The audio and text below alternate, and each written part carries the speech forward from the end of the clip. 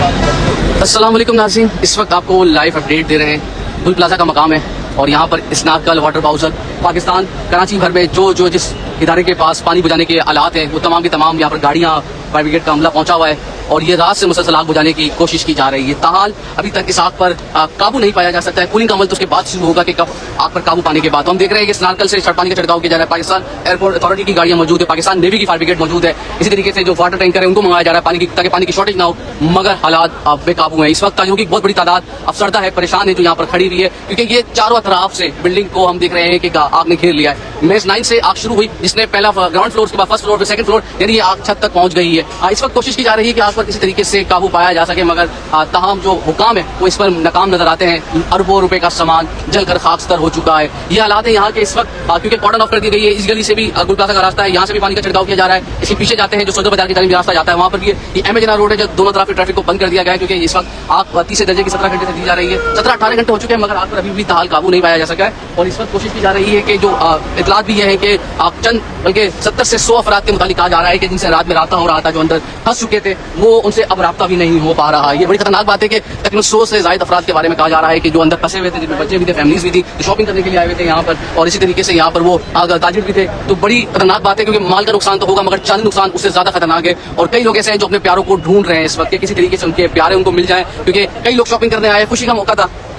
एक 7 माह की हामला खातून से मुतालिक बताया जाता है कि वो भी शॉपिंग के लिए आई हुई थी और वो अपने शौकीनन वो अपने बच्चे की खरीदारी के लिए आई होंगी, मगर उनके शोहर कल रात से उनकी फैमिली उनको ढूंढ रही है। अब तक के इत्तलात के मुताबिक तकरीबन 5 अफराद इस आग में झुलस कर जहां बाग हो चुके हैं और 19 से ज्यादा अफराद को जो बंद सेंटर है वहां पर भेजा गया, जिनको चोटें आई है और दम घुटने की वजह से उनको बेहोश वगैरह हो गए थे। रेस्क्यू को कमल नहीं किया जा सका था, क्योंकि उसकी वजह ये थी कि जो इंटरेस्ट थी वहां पर जो रेस्क्यू काम है वो कह रहे थे कि हम अंदर दाखिल होने की कोशिश कर रहे हैं, मगर आग की शिद्दत इतनी ज्यादा है कि अंदर नहीं जाया जा सकता। एक चीज हमने ये भी देखी कि कराची मेट्रोपॉलिटन शहर है, मगर उसके बावजूद यहाँ पर ऐसे वसाइल नहीं कि खुदा ना खास्ता अगर ऐसी आग लग जाए तो उस पर काबू किस तरीके से पाया जाए, क्योंकि ये रेस्क्यू का अमल हम ये नहीं कह सकते कि इन्होंने बड़ा कामयाबी से किया है। उसकी वजह है कि आग ने आखिरकार बुझना ही होता है, मगर जब तक वो नुकसान कर चुकी है। तो ऐसा ही हालात यहाँ पर भी हुआ कि अभी काफी नुकसान हो चुका है, अरबों रुपए का नुकसान हो चुका है। 3000 से ज्यादा यहाँ पर दुकानें हैं और जिनमें से तकरीबन कहा जाता है कमोबेश 1 से 1.5 लाख खानदान इस मार्केट से, इस तजारती हब से जुड़े हुए थे। तो उनके कारोबार का भी, उनकी जॉब का भी मसला होगा, मगर उसके साथ साथ जो जाने अंदर चली गई है उसका अजाला नामुमकिन है। माल वापस आ जाता है, जाने नहीं आती। ताजिर रात से यहाँ पर दुआइयां दे रहे हैं, परेशान नजर आ रहे हैं। हम देख रहे हैं कि मुख्तलिफ सियासी रहनुमा आ रहे हैं, वो अपनी बातें कर रहे हैं, एक दूसरे पर तनकीद कर रहे हैं, मगर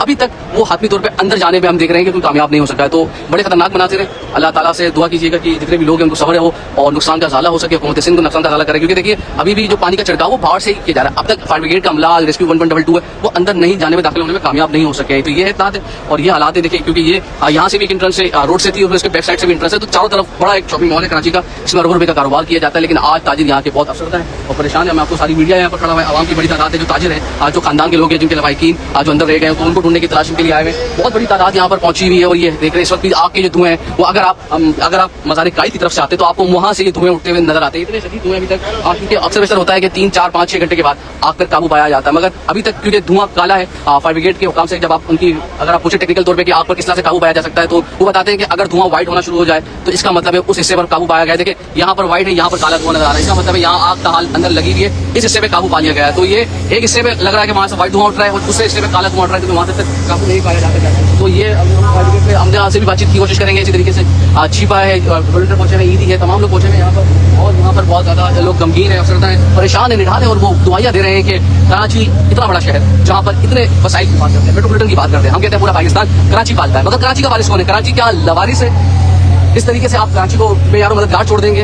हम क्या लवारिस है कराची वाले जो अपनी इमलाक को जलता हुआ देखें? सिर्फ ये देखते रहे कि बस हमारा सामान जल रहा है और दुआ करते रहे। रियासत, हुकूमत, कराची, हुकूमत सिंध, जिन इदारों की जिम्मेदारी है, क्या वो उनका फर्ज नहीं है कि वो इस पर बर वक्त कार्रवाई करते, बर वक्त इमदाद पहुंचाते, ताकि लोगों की जान बच सकती, माल बच सकता? आज हालात हो गई है कि ये इमारत जो है ना अब खस्ता हो गई, यानी ये इमारत अब रिहाइश के काबिल भी नहीं हुई, यानी कारोबार भी नहीं किया जा सके। तो ये तो दुख है कि सामान जल गया, इमारत भी खत्म हो गई। पानी का छिड़काव मुसलसल करने की कोशिश करें, पानी बार बार आ रहा है और अंदर क्योंकि प्लास्टिक की दुकानें हैं, इसी तरीके से टॉयज की शॉप है, इसी तरीके से यहाँ पर बच्चों के कपड़ों की, तो यहाँ मुख्तलिफ ऐसी चीजें जिनको आग बहुत जल्दी पकड़ती है। तो यहाँ पर हम देख रहे हैं कि उसकी वजह से यहाँ पर बहुत ज्यादा कोशिश की जा रही है कि आग पर किसी तरीके से काबू पा लिया जाए। और ये लोग अफसरदा है, ये देखें कि किसी की दुकान होगी जो अपना, अब यहाँ पर सब परेशान है क्योंकि यहाँ पर मुख्तलिफ है, यहाँ पर सिर्फ एक कौमियत या मेमन या उर्दू स्पीकिंग नहीं, बल्कि यहाँ पर पश्तून अफराद जिनकी दुकानें भी बहुत ज्यादा है। और इसी तरह की क्योंकि गुलदस्ता है कराची, यहाँ पर तमाम कौमियत के कारोबार कारोबार करती हैं, यहाँ पर रहती हैं, मगर हमने देखा कि जब बुरा वक्त आता है, कड़ा वक्त आता है, मुश्किल वक्त आता है, तो हम भी एक दूसरे का साथ नहीं छोड़ते। रियासत अपनी जिम्मेदारी पूरी ना करे, मगर कराची वाले एक दूसरे का दुख दर्द समझते हैं और एक दूसरे के साथ खड़े होते हैं। और इस वक्त भी यही है कि तमाम लोग कुछ कर नहीं सकते, लेकिन जितना वो कर सकते हैं कोशिश कर रहे हैं कि एक दूसरे का सहारा बन सके, एक दूसरे को सहारा दे सके। और बहुत ज्यादा यहाँ के हालात खराब है।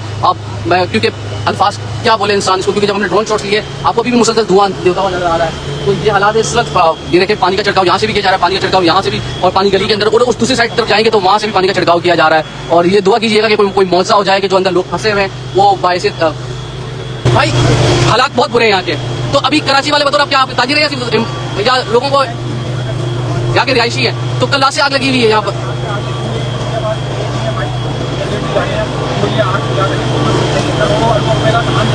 जल चुका है, सही बात है, वो ताजिर बड़ी मेरे से बनता है भाई। ठीक है, थैंक यू सो मच। तो भाई ये देखिए, ये थोड़ा रेस्क्यू काम की रश किया, तो हम कोशिश करेंगे पीछे की तरफ जाए ताकि ना ये रश ना लग सके, फायर रेस्क्यू अपना काम आसानी से कर सके। तो मैंने 2-3 लिंक करा, तो इंशाल्लाह फिर आपको अपडेट देते हैं मजीद। अपना ख्याल रखिएगा।